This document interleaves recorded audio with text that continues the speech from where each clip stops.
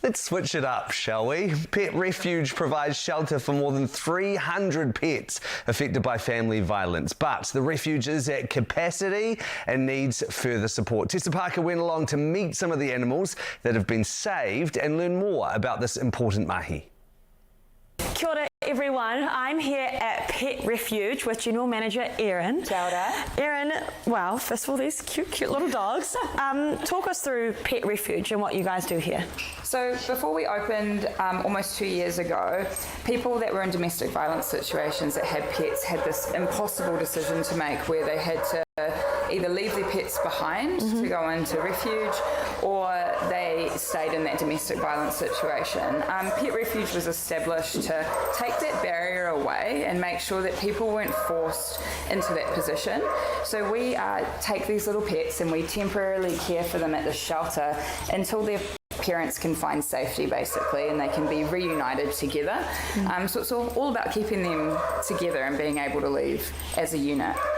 I feel like a lot of people don't understand how much pets play a role in people staying in situations with domestic violence involved, right? Definitely. A women's refuge survey showed that actually more than half of people will stay in a domestic violence situation longer than they normally would because they're afraid of what will happen to their pets. Pets are used as a means of control, so often abusers will threaten to kill or injure pets. A lot of the times this actually happens. 22% of the time, in fact, it happens in front of children, which is obviously awful.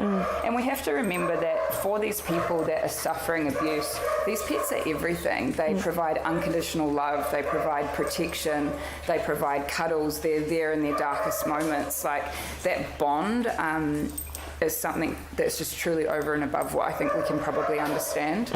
And so through this work, you're not only helping women and other people get out of domestic violence situations, but also helping the dogs as well. What's their life like out here? Yeah, so I think that's the most important thing. These ones obviously, they're digging for some treats. They're having a good time with this toy here. And I think this is pretty representative of what a day in the shelter is like. The phenomenal staff we have here, they understand how important each unique pet is. So it's all about making sure that each pet is cared for in the way that they need to be.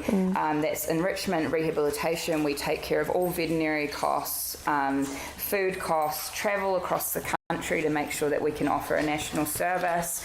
And I think just the love and the attention and the enrichment and the training is just second to none. And good treats. Great treats. Great treats. Good. Yeah. And I understand you guys are at capacity at the moment. You need some more support, some help from the public. Talk me through that and what you need.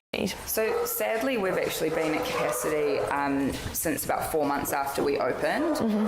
We originally were like, okay, we've got a set amount of pets we can take, that's how we're going to start. But it's really hard to say no. When we get calls from emergency services, New Zealand Police, Women's Refuge, people that desperately need help now, we can't just turn that away. So we've made it work in the interim. We've been overflowing and using trusted sort of kennel facilities around the country to help rotate pets into the shelter to make sure we don't have to turn anyone away. But that's obviously getting worse and worse with the situations we've been facing, rising economic costs. Things like the floods. Apparently domestic violence rose 60% in the flood-stricken areas, so we're just seeing more and more need, and it's really important that we can get donations through the door and help from our beautiful community to make sure that we can keep saying yes to the pets and the families that